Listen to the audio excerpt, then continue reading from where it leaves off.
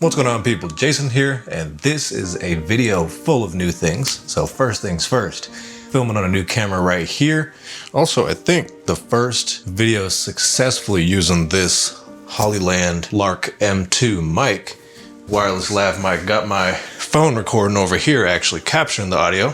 And then the actual topic of today's video is these two guys right here. Something I'm actually pretty excited about, if I'm being honest with you. This Core Go GaN Charger and this Elite Go GaN Charger. See, with that new camera, I'm gonna take full advantage of that autofocus at every step.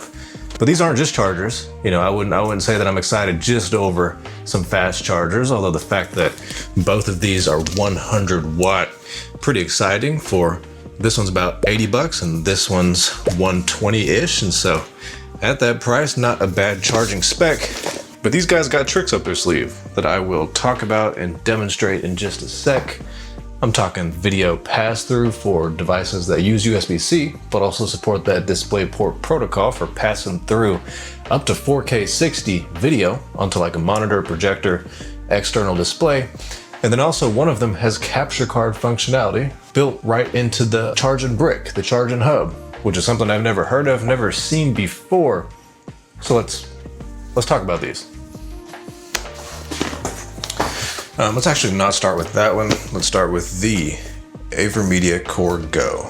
These guys are GaN chargers, GaN charging hubs first and foremost. And if that doesn't mean anything to you, entirely understandable, because it didn't mean anything to me until I looked up what on earth that means. And so it turns out GaN is a charging technology, stands for gallium nitride, and it has a bunch of benefits, mostly to do with power density. So it opens the door for faster charging wattages, but also it has a smaller footprint to it. So it's more efficient, but also more capable in general, efficiency aside. But yeah, gallium nitride, 100 watt chargers already right off the bat, assuming these things do nothing else, solid.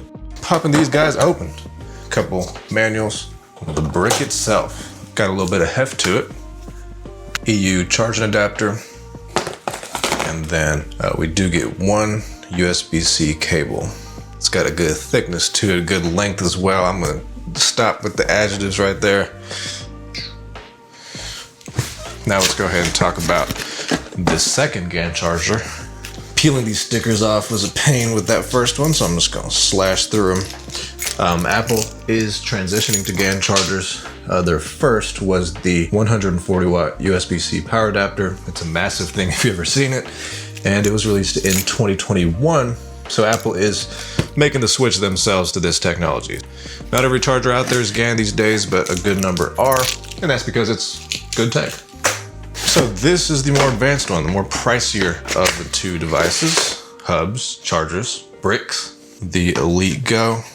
That's brick number 2 from AVerMedia. And you can see the side here. Adapters, same deal again. Commendable quality USB-C to C cable. All right, so here they are, the two bricks side by side. They look basically identical, but an easy hack to tell the difference. The Core Go is the one where you look up here up top at USB-C 1 and it says host.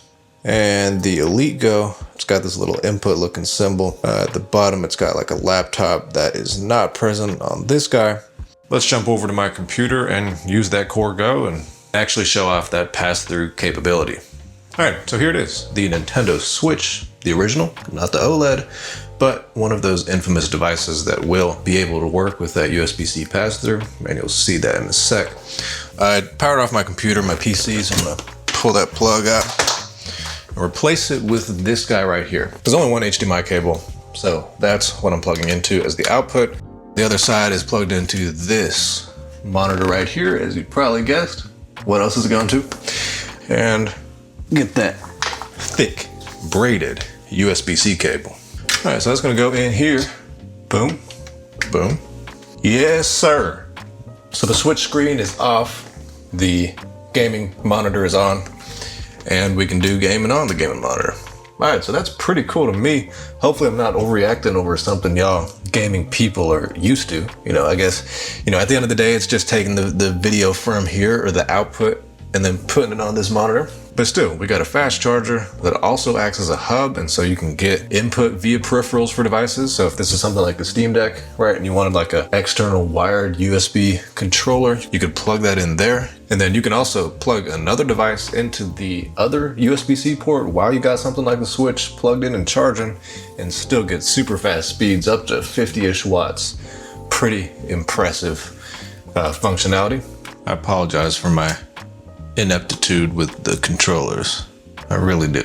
As you can see, everything's working flawlessly. We got that 4K up to 4K 60 FPS pass through. I apologize for the gameplay, like I was saying before. Not a gamer by any means, not a Zelda or any of this stuff. You know, I'm just playing, giving you some gameplay example stuff to put on this screen using this pass through from the AVerMedia Core Go. And I do want to kind of remind you or let you keep in mind that this hub is literally the same price as like a basic 96 watt Apple charger.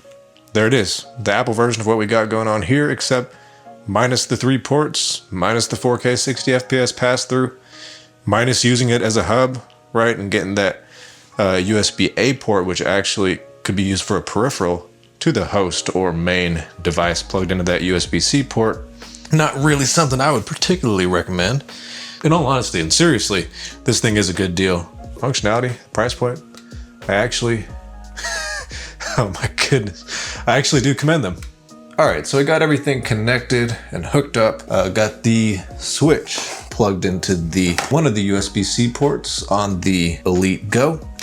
Got the other USB-C port of the Elite Go running out and into the Mac Mini right here. It's going into one of the ports on the back of it. So you may be understanding the problem with the setup I was just describing. And it centers around the fact that there's only one screen, one monitor, and yet I'm trying to record from the Mac Mini, but also use that monitor as a display to output what's on the Switch. So I think what I'll do is just show off each functionality one after another. So doing the pass through, and then after that showing how you can record. And you can understand, or I guess trust, that you can do both at the same time. What I can do is power on the old Switch. You already know what's gonna happen. There it is. Yeah, so I mean, on this very cluttered setup, you can see at the very least, we're getting good quality video coming through from the Switch at up to 4K 60 FPS pass through. Whoa, what the? I look away for 1 second, there's a freaking skeleton exploding, zapping me. Hopefully you can get an idea for using the upgraded version, the Core Go. That would be the Elite Go, using that for video output on a big screen. So the last thing I'll do before switching over to that capture card functionality and getting either a streaming or recording setup is take this Pixel 9 Pro XL. We got the Switch getting charged, the HDMI out working, and now we got a Pixel charging at the same time. Got this thing charged up from a completely dead battery. We're on the lock screen right now. And going off of the figures that AVerMedia provides, they say you can get like 50% battery for an iPhone 16 Pro Max in something like 30 minutes. With the Galaxy S24 Ultra, you can get as low as 20 minutes to get a half charge. Great speeds across the board, great times to get to a half charge. And as you can see, before I got the camera over here, we're at 5%. Yes, sir. All right, so there's the Mac Mini with the Elite Go going into it as an input. But there is one last step to actually get the thing recognized as an input. Popping open this Assist Central Pro. We're just clicking, the device we're using, which is the Nintendo Switch. Let's pop open everyone's favorite streaming software. We're gonna hit the plus under sources, then video capture device. Okay. And then the all important Elite Go GC313 Pro as the device. Click OK, and there we go. That's what the Switch would be showing on its screen. You look down at it, it's black because it's, sending the signal through the cable into the Mac Mini in a way that's different from the pass-through from before that would allow, streaming, recording, all important things for content creators. Just for the heck of it, let's start a recording. What am I supposed to do? Yes, sir. Who knew I could climb? Yeah, so that's, doing some random stuff, just showing you that you could do whatever the case may be, record, stream with this guy on here. How's quality looking on this camera? Pretty good as far as I can tell, at least like just seeing stuff come into focus. I bring something into the field of view and it's locked on fast. AVerMedia Core and Elite Go. Yeah. Use Vex's Ultimate to win the match. Ooh.